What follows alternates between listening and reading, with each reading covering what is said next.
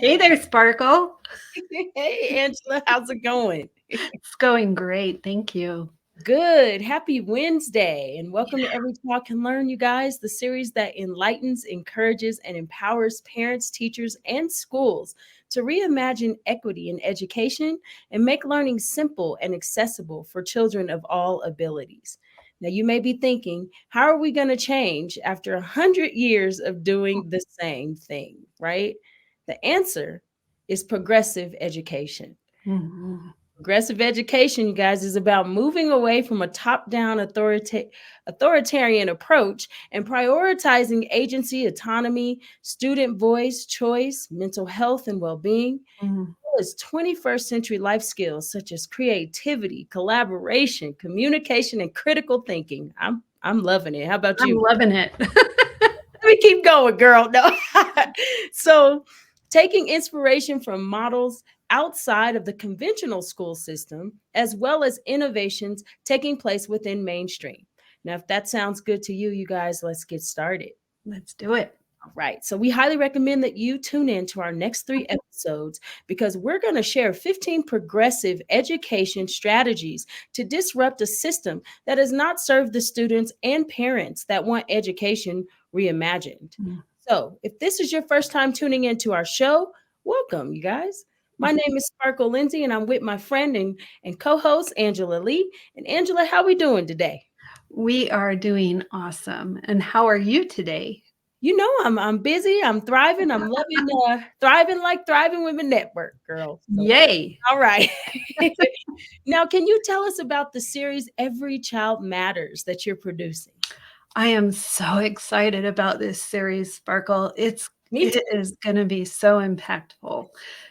Every Child Matters is looking at the issues Mm, that children face. So it may be around schools or it may not be. right. Um, in March, we're talking about developmental disabilities Mhm. and raising awareness about the issues that children with developmental disabilities face. Right. So it's going to be a very empowering, enlightening, and encouraging show.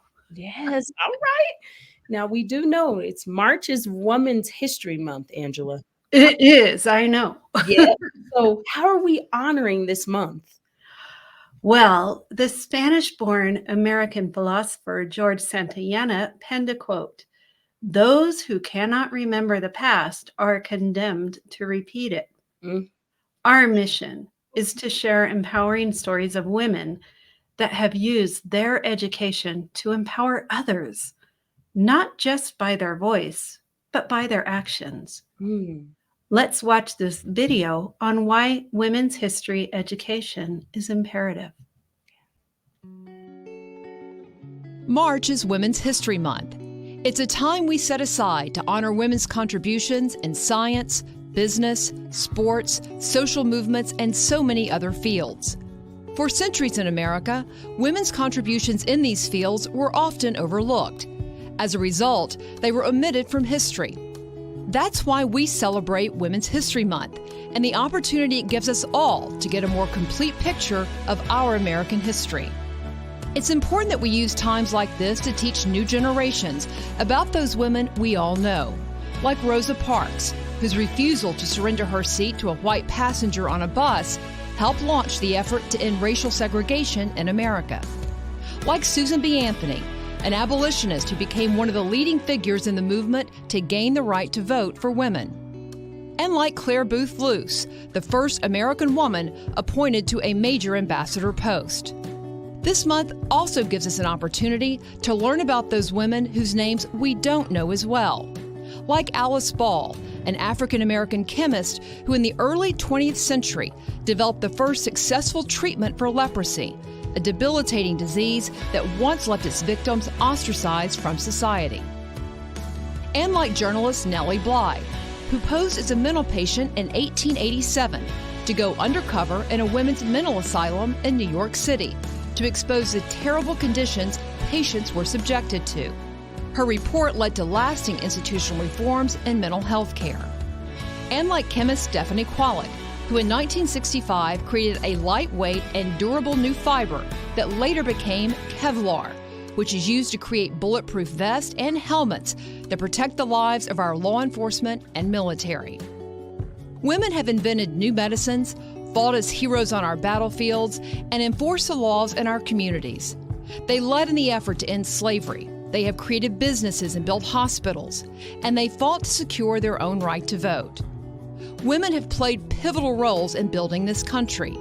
The United States wouldn't be the economic superpower and the world's beacon of liberty without their contributions.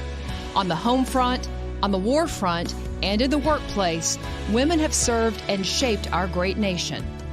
That's why Women's History Month is such an important opportunity for us to pause and honor their profound contributions. As we recognize them, let's also honor the everyday women who make our families, communities, economy, military, and nations so strong.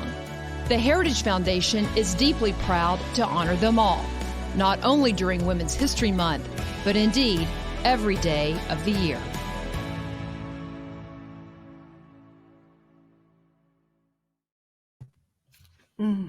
You're so beautiful. So, during the month of March, we will recommend books that our students should add to their home library on women who made a real difference. And Sparkle, Yeah. if you remember, last week we shared 4 of the 15 progressive education strategies Yes, we that did. schools really would benefit from implementing, especially if they want to reimagine education. Mhm. We discussed why progressive schools have raised the starting age for students to 7 years old. And why do they prioritize play in young child education classrooms? Why do they place students in mixed age groups with mixed abilities? Why did they stop standardized testing and student homework? Sparkle, what are your thoughts on the 4? Well, I thought that with Kathy, we had a wonderful conversation. I mean, it really just talked about. I mean, we got in depth with it, which was great. So I can't wait to go through, all of this in the process. And I really believe that, like, talking about things like bringing play into the mix, and making it where people are outside enjoying themselves more often, even not having homework at home, things like that, help people also be able to place that into their real world life as well, right? So we're trying to put all this together, and we need to create a stronger force, period, across the globe. So it was really good conversation. It really was. Mhm. And what are the next 4 strategies that we're going to discuss today? Now we're going to share why progressive schools endorse creativity and innovation. Now, prioritize mental health and well-being. We talk about practicing democracy and mutual respect between staff and pupils, and also value self-directed education. So we got some good stuff ahead. We do. Stay tuned.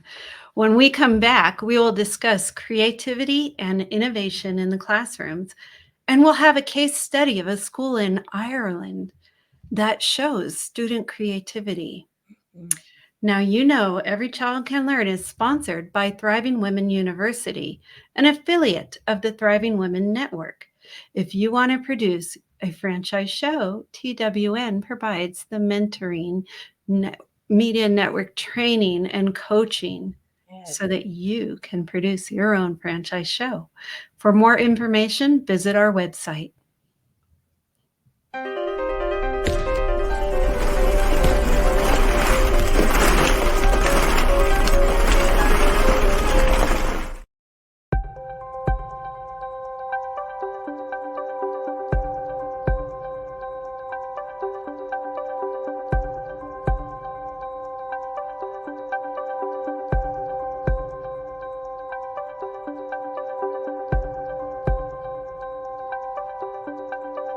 When I'm being creative, I feel I really enjoy it and feel like it's a safe space as well. Like no one will judge you.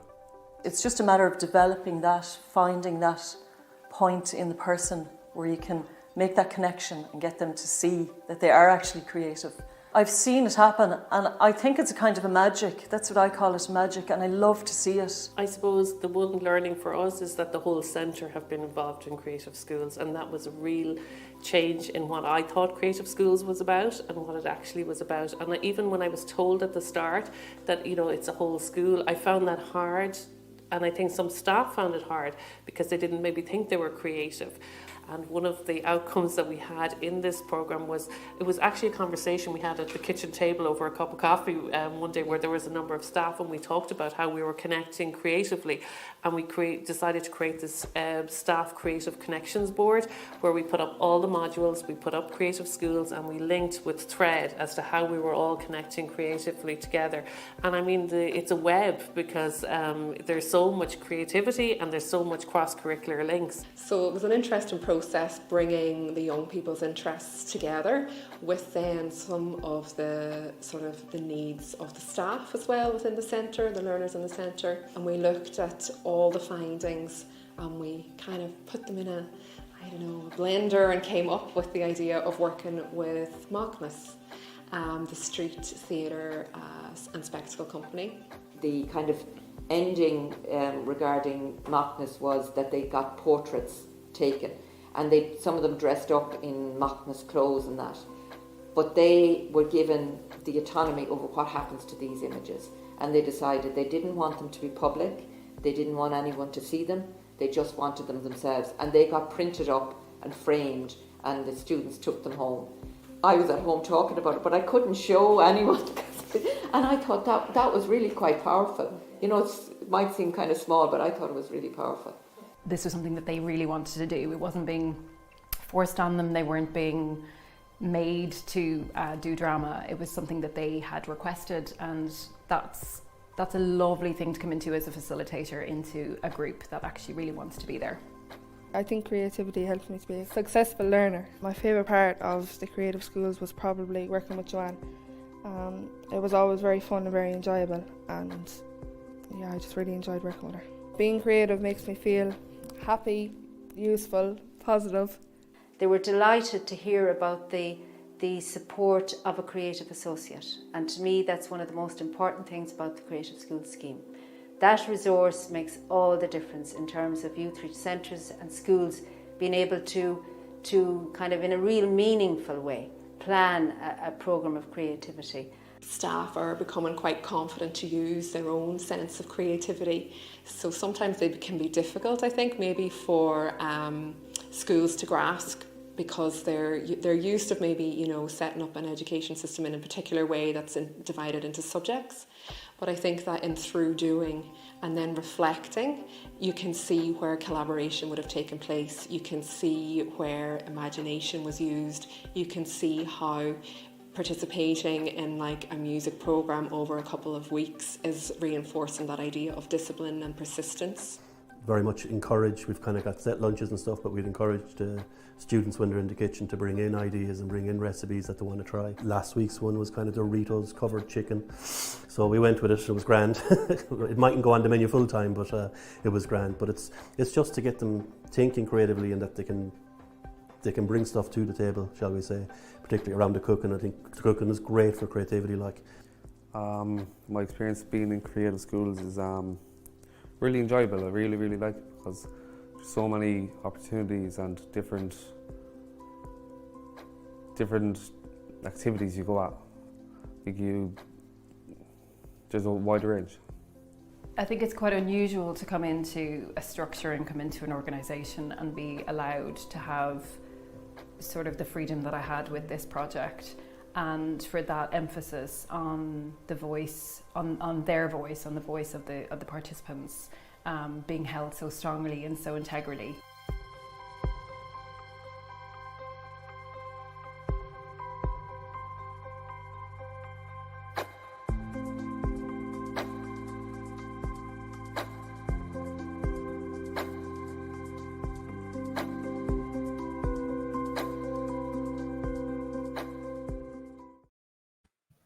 Wow. I love it. What were your thoughts on that video? You know, there are a couple of things that really speak to my heart. Giving children autonomy That Right. is so important. And of course, the younger they are, the less you give them. But as they get older into secondary school, giving them autonomy helps them to really know themselves better and know their wants and likes. So I really love that. And of course, the creativity aspect Right. to my heart as a creative writer. So Yes, a lot of it spoke to me. Before I started really my own business, I was 15 years HR and I was like told what to do. oh, yeah. And now that I've kind of separated myself from that, I have found that I can be myself in my own creative space. And so Mm.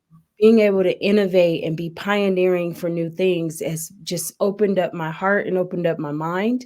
And if I Mhm. were as young as they were, I know I would have loved it. You know what I mean? So Oh, yeah. I'm And look what it did for you. It's it's empowering. So yes, you start to just do things you never thought you could do before because you start to see what you're capable of, right? absolutely. Yes. Well, you guys, welcome back to Every Child Can Learn. Very good show there. Thank you, Angel, for your perspective. We're having a conversation on the progressive approach to reimagining education. All right. So we can all agree that our world is evolving at an unprecedented pace and is driven by technological advancements and societal changes. So, to prepare students for success outside the classroom, it is essential that our education systems foster creativity and innovation. So by imparting these skills to students, right, they become better equipped to adapt to the challenges and opportunities of a rapidly changing world. And it is changing very quickly, is it It not? is changing. Yeah, an educational system that celebrates creativity and promotes an environment where innovation thrives Mm. is what we are looking for. So, And that is such a benefit to the technology industry, but in any industry, innovation is the key to success. right. And then, we talked about AI too, right? So we're throwing AI into this world that's advancing and now creativity and innovation. I mean, it's just beautiful. So we've seen this in action with the Finnish educational system, and then which is recognized as one of the best in the world. So they gave teachers autonomy to use creative teaching methods, and they prioritize play and creativity over standardized testing. Mm. Angela, tell us about Sir Ken Robinson's perspective. Let's hear that. He's one of my heroes. Sir Ken Robinson makes the case for creating an education system Mm, that nurtures rather than undermines creativity. mm, Ken defines creativity as the process of having original ideas that have value. right. And he believes that every educational system in the world has the same hierarchy of subjects. Mm, At the top are math and languages, and then humanities. At the bottom is the arts. mm, He maintains that schools should move towards a more personalized and organic approach to learning. mm. Any curriculum that emphasizes multidisciplinary learning is more likely to foster the student's creativity. Let's listen to his conversation on innovation and creativity in schools.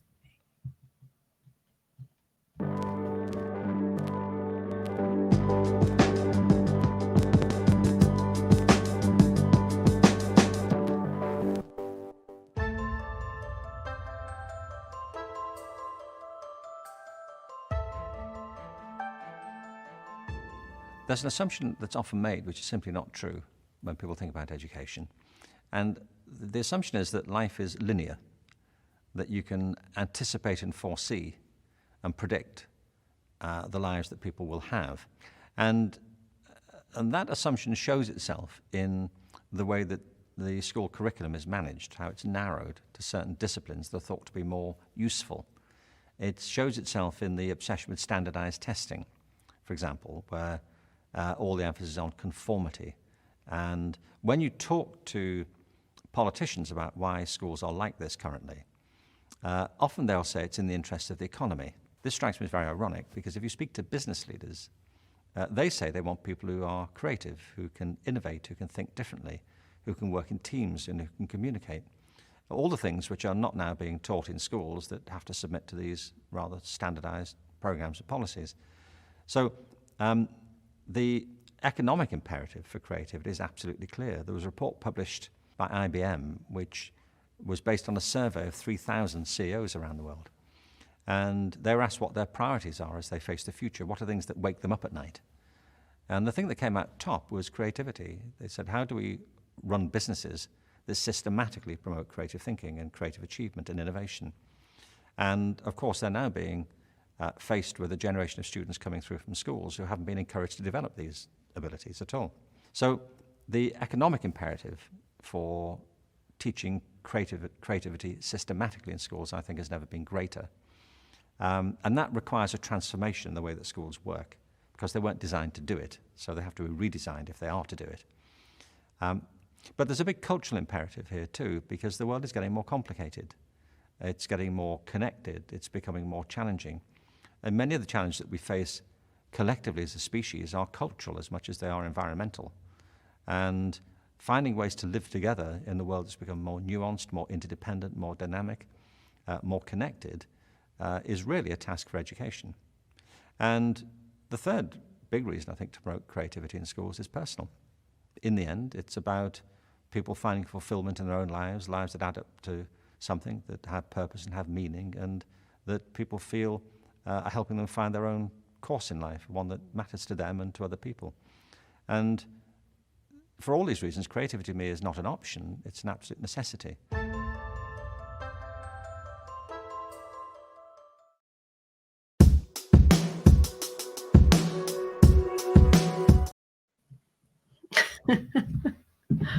He's genius. That's all I can say. You're right. You said he's genius, and we're done. Turn it off. No. So creativity and innovation are truly crucial in education. Mm-hmm. It provides students with the necessary skills to provide in this ever-changing world. Right. This is because creativity is not just about fostering innovation, but it's about cultivating well-being. It's about encouraging children to think differently and become problem solvers. And I just want to add a little bit to this, that the role of play in creativity is so huge. And if schools can implement adding more play in the younger years, it'll foster so much more creativity. So, but that was last week, so let's move on. Our next progressive education strategy is to practice democracy and mutual respect between staff and pupils. Mm-hmm. More parents and professionals are questioning the authoritarian and hierarchical foundations upon which conventional schools are built. Mm. They are becoming concerned that children and young people are not being given the respect they deserve in school. Let's watch the next video on what should be done to cultivate mutual respect.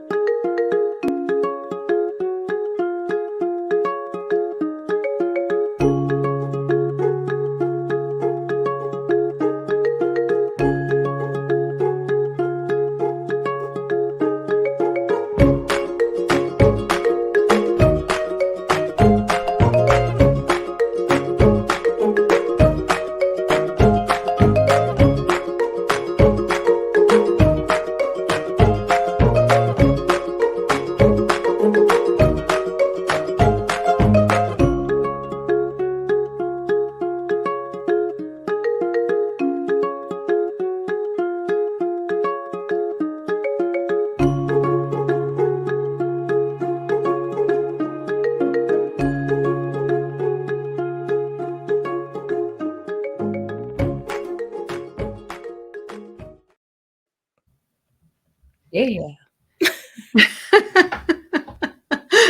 I would have liked a little bit of explanation of what was going on in the video, but I could see that they were teaching children to respect each other, and that's important. I also got lost in the music because it reminds me it reminds me of when I was a little kid, you know? It was good music. Yeah. The hierarchical structure of school means that teachers can command respect regardless of whether they earned it. And students are not treated as equals with a valid voice. The school environment exacerbates the inherent childism that is ingrained in our society, where children are made to feel less important, less deserving of respect, unequal, and inferior to adults. Like what my parents may have said is children are to be seen and not heard, right? Yes. Mhm. Yeah. Whew. An imbalance of power creates a them and us culture where students feel a lack of control over their lives and they are not treated as individuals or equals. This has a detrimental effect on self esteem and learning potential. Advocates of progressive education are favoring democratic learning environments. Excuse me, and child to adult relationships that are built on respect, connection, and nurture. Right. And they are calling for an end to negative behavior management strategies like rewards and punishments. Sparkle, what was your experience and what perspective do you have on this? You know, one of the greatest mentors I've ever had, I still speak to her now, was my first boss. She said, for 2 weeks, go into your job and do nothing, just listen. She said, and as you listen, you get all the answers you need and how to help people help themselves. She said, work with your people and through your people and trust in what they trust in, and you will be just fine. And I think for me, it hit home. And that was when almost 15 years ago. But I can say that when we find the strengths in anyone and we help encourage those strengths they have by helping them know we believe, it takes things to a totally different level. Indeed, it does. And I do believe that a lot of kids need to know that we believe and we're behind them and we're there to guide them and direct them, but we're also there to listen and be the voice of the voiceless when we need to be, but help them find their voices as they grow into them, you know. And I just think this is beautiful, a wonderful perspective. Thank you, Sparkle. I love that. Yes. So, you know, what about you? What your perspective on this, Angel? You know, one of the things that I teach parents is to have mutual respect. And it's the same thing, taking away that childism aspect. So you don't deserve respect unless you've behaved in a way that earns it. Right. As the same for your children. So, you know, just let's all treat each other with dignity and respect. And my question for you is like, how do parents perceive that when you talk to them? Like, are they taking it pretty well or? You know, some people are, you know, I find that parents default to either the way their parents parented them or perhaps the opposite way because they were harmed from their parents. And the ones that default to the way their parents parented them, they think I came out fine, and so I'm just going to do it this way. So they may not embrace this idea as easily. But I think as we move into the future, it's going to become more and more accepted. Right. It's like you're helping them break the change to something that happens The so generational trauma. Yes. so it's like you have to really nurture this, right? Because people go back to their behaviors, right? Right. We get behavior patterns. So we'll slip back into those behavior patterns. And so that's why I tell parents to give yourself grace because yeah, we're all trying to do better than what we got.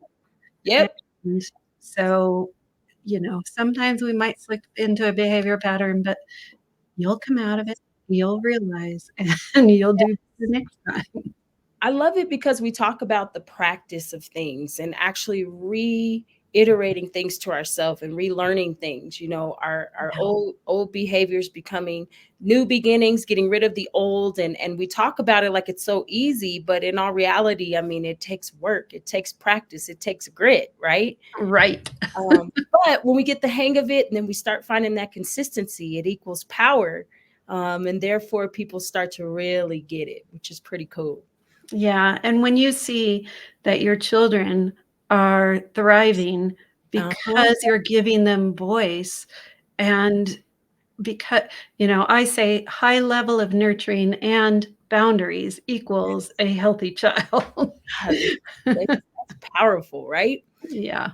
Well, when we come back, you guys, we will talk about the progressive education strategy of mental health education and self-directed learning for students. Now, you guys know Every Child Can Learn is sponsored by Thriving Women University, which is an affiliate of the Thriving Women Network. And if you want to produce a franchise show, like Angela over here. All right, we got some people doing it already, y'all. Anyways, if you would like to and want to produce a franchise show, TWN provides that media network training and the coaching and the mentoring to produce your franchise show. So for more details, visit our website at thrivingwomennetwork.com, and we'll be back.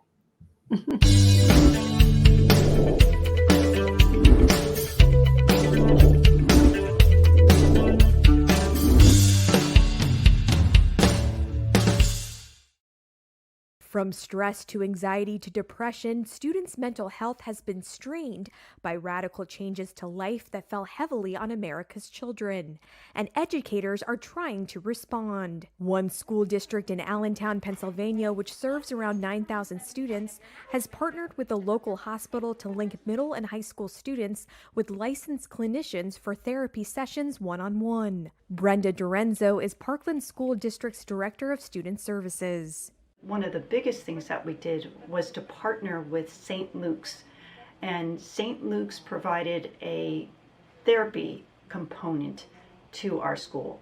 It's called the YES program, and St. Luke's Hospital sent one of their psychotherapists into our schools, and they provide counseling services to students who would need that degree of help. Educators across the country agree students' mental well-being became a bigger priority after the pandemic forced schools to shut down or operate with a mix of remote and in-person learning.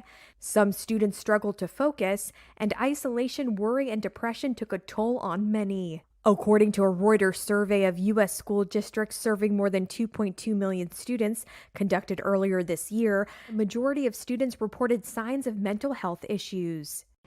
The worst thing you can do for a kid who's anxious about coming to school is letting them stay home. And here we had to. So now trying to get those same kids back into school, how are we going to do that? How are we going to encourage them back? How are we going to build those connections again to get them healthy? 8th grader Sarah Lundberg says remote learning was a struggle. Still, she was anxious about going back to school. My anxiety about school and actually going to school, and my social anxiety kind of went it went a little bit up because I was going back to school, but I was very I'm glad that I had that social aspect because that I wasn't getting it at home. So it got better when I went back into school. Concerns about mental health have led to a flood of new funding and initiatives aimed at helping schools navigate the pandemic's aftermath. The federal COVID-19 relief package passed in March included $122 billion for K-12 schools to implement strategies to meet the social, emotional, mental health, and academic needs of the hardest hit students. And a White House budget proposal released in April includes another $1 billion to add nurses and mental health services in public schools.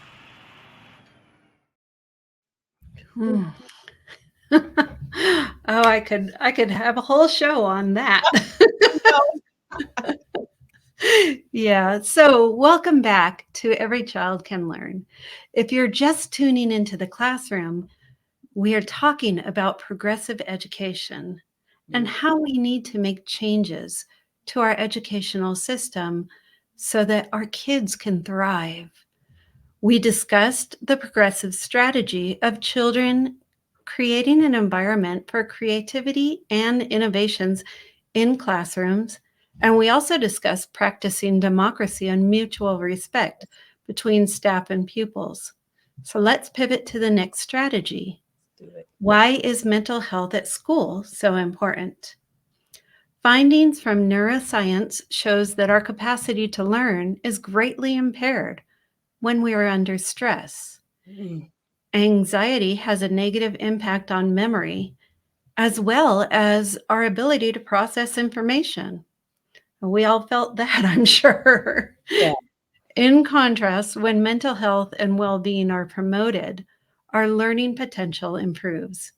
American psychologist Martin Seligman has shown that teaching emotional well-being skills to children at school results in increased levels of engagement, better academic performance, and much lower rates of depression and anxiety in future life. Let's listen to teachers talk about a need to have curriculum for mental well-being. Most of you probably remember taking physical health classes in grade school, but do you think schools should also require mental health education? New York is making history by becoming the first state to enact legislation requiring all elementary, middle, and high schools to incorporate mental health education into their curricula. Covering a wide range of areas, the state hopes to reframe mental health as integral to overall health and give students tools to cope with disorders in their own lives. Kudos to New York State. This is huge. I mean, it's addressing a real medical issue. 1 out of 5 American kids, 3 to 17 mental disorder. That's more than kids with diabetes, cancer, and AIDS all put together. And we've taught in school about alcohol abuse, substance abuse. We've taught about sex education, but we don't teach kids about mental health. And kids then have some, there's a stigma attached to seeking help when they need help. They don't know the signs. They think something's going on with them. And we've seen this high rate of suicide of teenagers and students. So this is a huge step life-threatening illness, like you said. Left untreated, mental illness can be lethal by taking your own life. Oh, absolutely. And again, the statistics support it. 36% of kids with lifelong mental illnesses, only 36% get help, but then the majority of those don't have lasting help. And with most mental disorders, you need to keep. But there are studies that support that mental health education, if you receive that you will be more likely to seek resources, which is the most important step. Yeah, and I love this because, just like people have high blood pressure or they have diabetes, people have mental health issues. And I do think that we need to tell society that it's not a taboo topic. It's a part of life for some people. And, we need to educate people because unless everybody around them is understanding of it, that they're not going to feel comfortable getting the help they need. And so we have to give them the tools they need so that they can succeed in life because it's not fair to make them feel like they're less than. And I hope other states, California, and I hope even at the federal level, I hope there's some federal legislation that follows what's happening in New York to make it mandatory for schools across this country. So we don't have to rely on state legislators to do this, but it's a federal mandate that all schools teach this because we can destigmatize mental health and we can encourage people to get interventions so much earlier, and I bet we can see, incredibly better outcomes for individuals who do have I was looking mental at health this topic last night. My daughter Shannon, psychiatric resident at UCLA, was at home, and these statistics blew me away, and I read them to her, and she just said, Of course, how this is rolled out is really important because this will be the pilot project. Other states will, I think, adopt it if it's done correctly. And that's why I would just wish the state of New York very, very much success in this.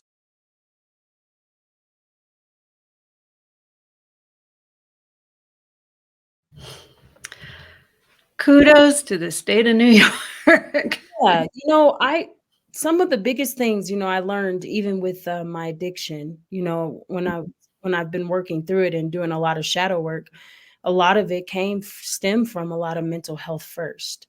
And so Well, yeah, and feelings are not taught in school. Yep. And if we teach kids how to deal with feelings, Mhm. they won't go into anxiety, they won't go into depression. They're gonna be equipped with the tools for dealing with that. Exactly. They'll understand where the masking came from, but they won't have to mask it because they know emotions are temporary, not There permanent. you go. And that's what my books are all about. What matter is, I learned that about 5 years ago, and I'm still working on it. So if we start in schools now, we'll be amazing. Right. You guys, a study in the UK found that teaching well-being in schools increased pupils' health, life satisfaction, and behavior by up to 10%. Now, the London School of Economics and the charity Bounce Forward collaborated to pilot a curriculum called Healthy Minds, which was rolled out across 32 secondary schools over a 5-year period. Now, it included elements on building resilience, navigating social media, looking after mental health, developing healthy relationships, and understanding the responsibilities of being a parent. The trial was so successful, that they're hoping the Healthy Minds curriculum will become statutory in the UK. Nice. LSE Associate Professor Dr. Grace Lorden explains in the short film how teaching well-being and soft skills is essential for preparing our children for adult life and the workplace. Angel, what are your thoughts? Oh my gosh. Yes, I am such a proponent for teaching emotional intelligence and self-care, well-being. All of it. It's going to create a whole new society once we adopt that. And think about it. It creates being where your feet are, stability, balance, a work-life balance, a more life than just work, right? Becoming the whole person. Like that is It's exactly being whole. Yeah. Exactly. So our final progressive education strategy for today is self-directed learning. The education that derives from self-chosen activities and life experiences of the person being educated. So, yeah, this can include lessons and classes if they're chosen by the learner.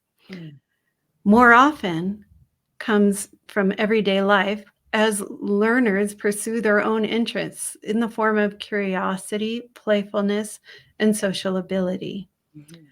Dr. Gray argues that conventional imposed schooling, on the other hand, is motivated by systems of reward and punishment aimed at enforcing conformity rather than uniqueness.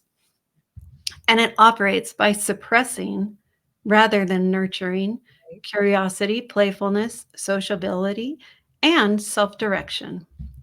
He concludes that research shown that SDE and self-directed learning and self-directed education works beautifully if young people are given the opportunity to optimize their natural abilities and educate themselves.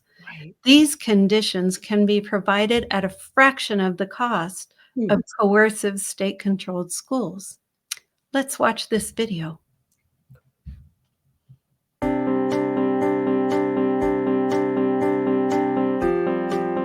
Self-directed learning is learning where you're essentially responsible for your own learning. In addition to that, it's also making sure that you manage your time well, just so you don't fall behind. All students are expected to complete self-directed learning throughout their course. The benefit of self-directed learning could include developing your skills in regards to confidence, motivation, and self-management. Self-directed learning can also include revision, reflection, essay writing and assignment work, group work, lecture notes, and online resources such as quizzes, videos, DME Replay, which are recordings, both visual and audio, that will allow you to get a sense of what was discussed and what the theory was in the lecture. The main element to all of this is knowing when to study, how to study, and where to study.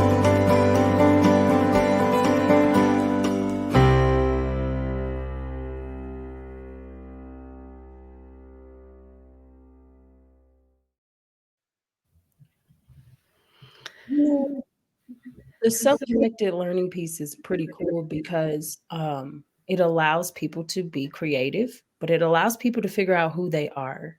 And Yeah, and they're following their passion. Exactly. And, you know, we've all had, those of us that are parents, we've seen our kids choose a topic to be passionate about, and they will dive into it. And it's not necessarily part of their schooling. They just want to know more about it. So Right. let's promote that. Exactly. Now, it is a misconception that self-directed learners learn alone in isolation. Rather, they learn as they go through life, interacting and collaborating with children and young people of all ages and adults too. They're asking for help and direction when they need it. In a recent study by Sugata Mitra, professor of educational technology at Newcastle University, believes that in the absence of teaching or supervision, children can teach themselves. Now, in 1999, he conducted an experiment in Delhi, India, to illustrate this. He installed a computer on the outside of a building facing one of the poorest slums, where most children were illiterate and had probably never seen a computer before. Mitra turned it on, told the children they could play with it, and then observed what happened by way of a hidden camera. Nice. So within the days, the children who were aged around 7 to 13 years learned how to use it, found out how to get online, and then taught each other with no adult involvement at all. The same experiment has been repeated several times with the same results. Sugata Mitra continued his research and showed that children can learn almost everything themselves. He concluded that adults must not stand in the way of the learning. So, Angela, what are your thoughts on this study and why does it matter? Oh gosh. You know, many of us who have parented teenagers, we see our kids, they embrace video gaming. And no one teaches them how to play that video game. They teach each other as they're going through it and playing with each other. And it's the same as this experiment. Right. It's proven every day in our homes. So you got to think about, like, what about when COVID was happening and when everybody had to learn, Zooms, and we had, yeah. Kids were like, no, and if you hit this button, and if you do, I'm like, oh, okay, cool, just show me. Right, they taught us. So next week we will share more progressive strategies, and I really love that topic that we're touching on. Oh, yeah. We're going to have more from this research, and this research was done during COVID-19, and what it did is shine a light on our education system. For sure. Every Child Can Learn is sponsored by Thriving Women University, an affiliate of the Thriving Women Network. If you want to produce a franchise show, just like I did, TWN provides the media network training, coaching, and mentoring to produce your franchise show. For more information, visit our website, thrivingwomennetwork.com.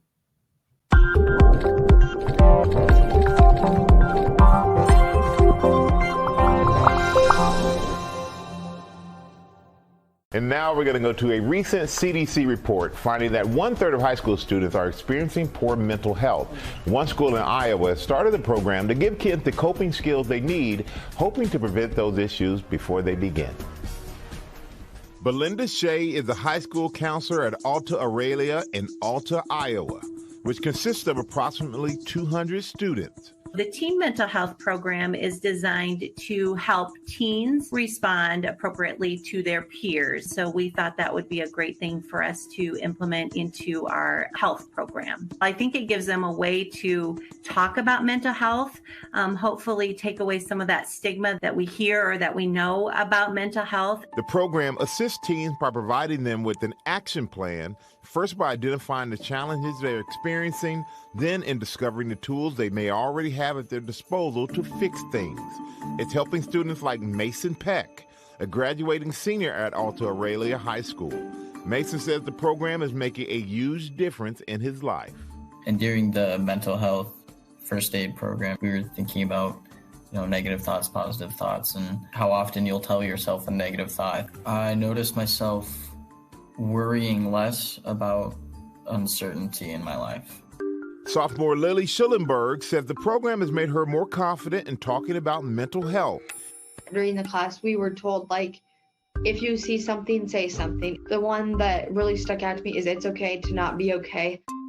And the Iowa school says it's seen a positive change in not only the student body, but in the family conversations that are taking place as a result of the program. I think that parents are definitely happy that we're discussing some of these things and we're having these open conversations. The huge part of this program is not only examining or discovering some of the mental health challenges that we have, but talking so very much about the supports that are available and how people can feel better when they experience some of these challenges.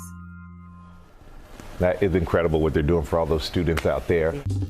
Well, hey there, GMA fans. Robin Roberts here. Thanks for checking out our YouTube channel. Lots of great stuff here. So go on, click the subscribe button right over here to get more of awesome videos and content from GMA every day, anytime. We thank you for watching, and we'll see you in the morning on GMA.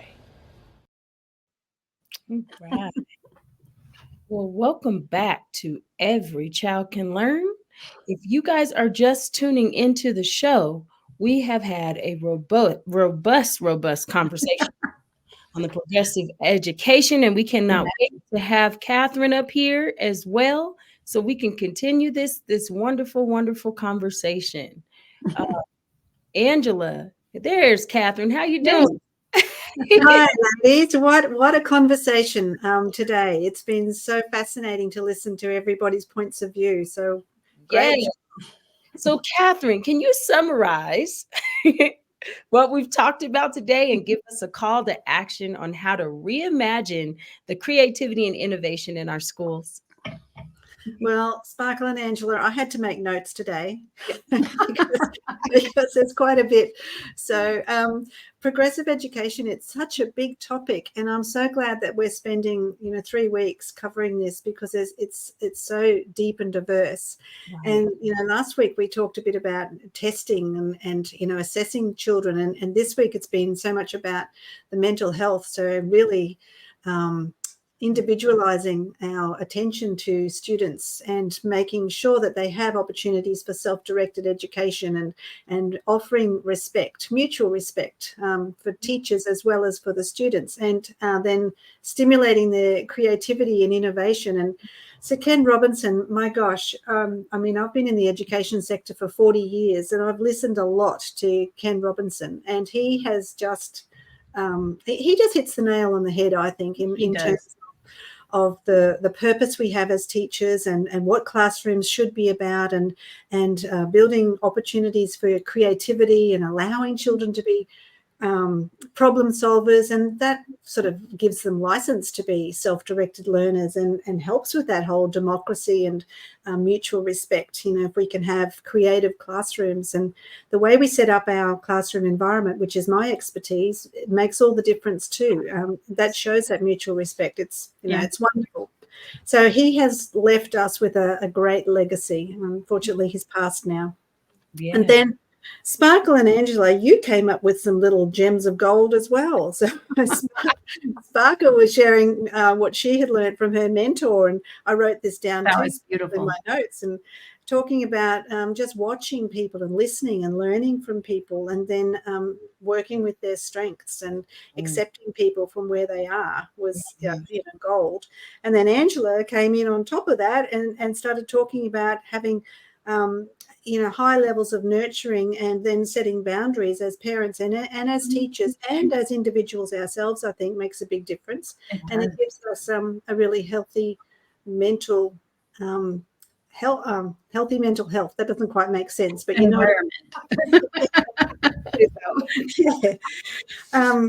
I love the idea of the mental health clinicians coming in and working in the schools and giving teachers and students some additional support and help, because it really is a big thing.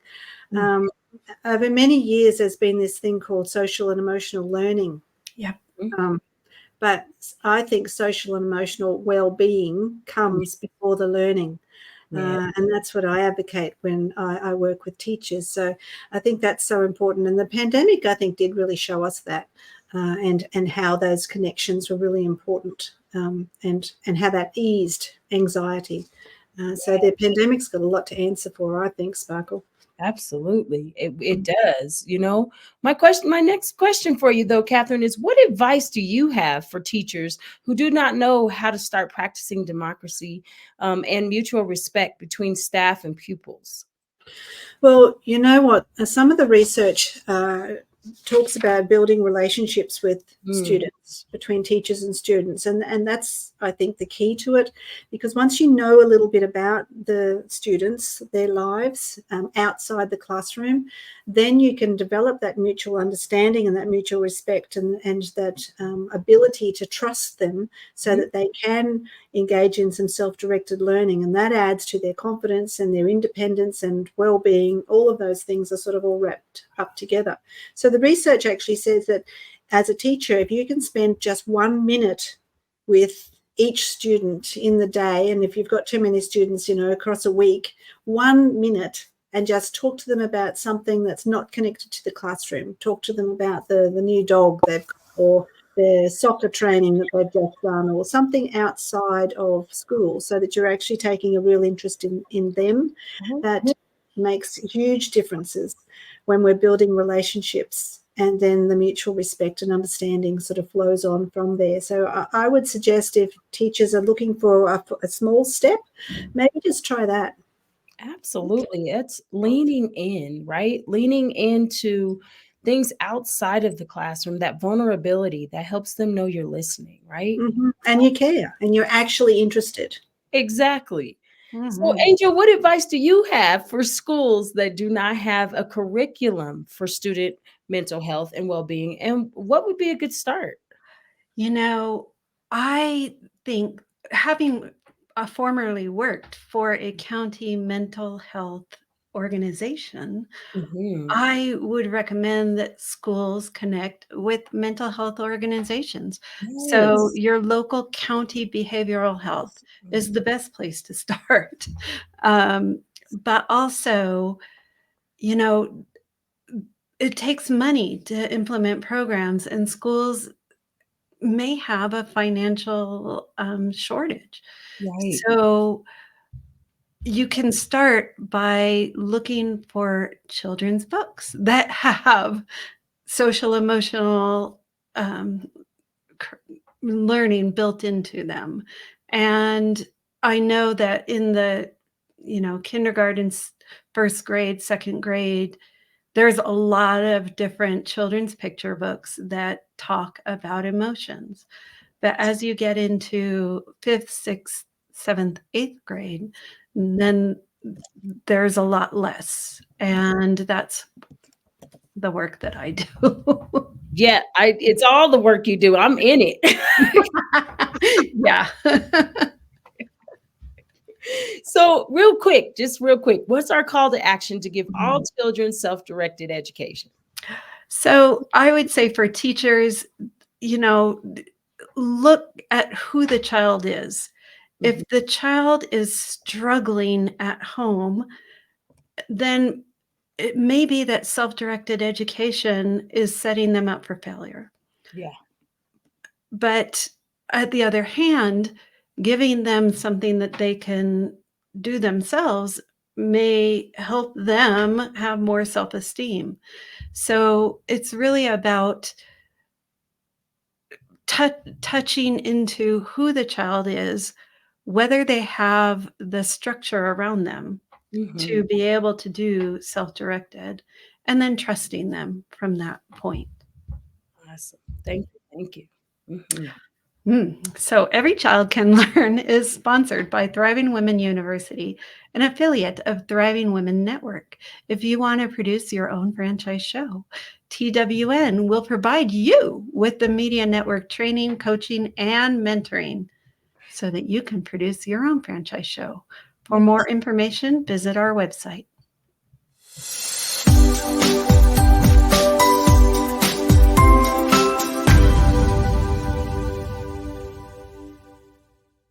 How are we going to put two people on a chair? Or we could have two people jumping and acting like they're falling. We learn most when we're playful and when we maybe aren't being measured. Here, kids are able to come in and explore, but that process doesn't have the same pressure as other aspects of school do and should. And so I think that open-endedness makes it kind of magical. It's really giving kids an opportunity to create something of their own choice. Yeah, I like it. Let me get you some scissors. Eminence exists in a very rural community. We have a higher number of students on free and reduced lunch than many people might suspect when they just walk in the front doors and see such a beautiful building. Many of our families live in poverty, but the leadership here has worked so hard to create a space that feels wealthy in knowledge and resources. Our makerspace has a ton of excellent tools and resources. They range from computer programming types of tools to physical making and prototyping types of things like 3D printers and laser cutters. Students are able to earn badges when they demonstrate a competency with one of those tools. Some of the tools have a pretty low ceiling, like learning to use the button maker. It doesn't take hours and hours of time. That can be mastered rather quickly. Learning to use something like the 3D printer or the laser cutter is a more complex tool and takes a larger commitment. The laser cutter, it can be used for individual projects that students want to do. Sometimes it can be used for projects that will benefit the whole school, like the boxes that we're making now for the cakewalk.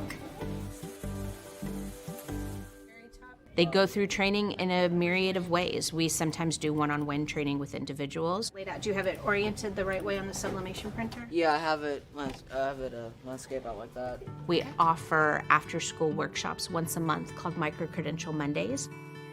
I went to Micro-Credential Monday, and I came here and they were doing button making, and I got to Micro-Credential button making. Many of those opportunities arise within their classrooms, within the curriculum itself, where the teacher's designing a project.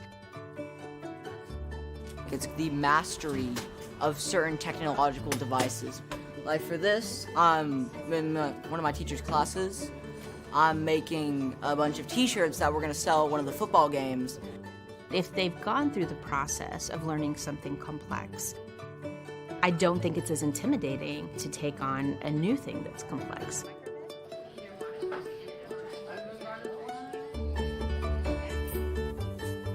I think it helps me learn more deeply because I get to kind of make it in my own way. You try and make a corner all fit together and then you hit the wrong thing and they all mess up and you gotta redo that whole corner. You gotta be patient. There's a lot of power and there's a lot of self-worth that's developed by creating something that other people look at and say, wow, that's really cool. And I think that most of the tools that we have are enabling kids to do that in a variety of formats and fashions and media that might speak to them and their interests. Exactly right.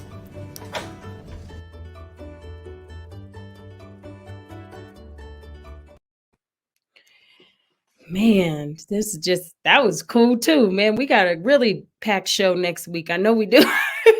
Yes. Oh, you guys, we want to thank our Prime viewers from around the world for supporting today's mission to enlighten, encourage, and empower parents to recognize the impact of progressive education strategies that are reimagining education and making learning simple for children of all abilities. Now, we would love to hear your comments on today's topics, you guys, by joining our Facebook group, Thriving Women TV, and telling a friend to tell a friend. You can watch recent episodes on demand at our Facebook group, E360 TV, or our website, www.thrivingwomennetwork.com. Catherine, what else we got?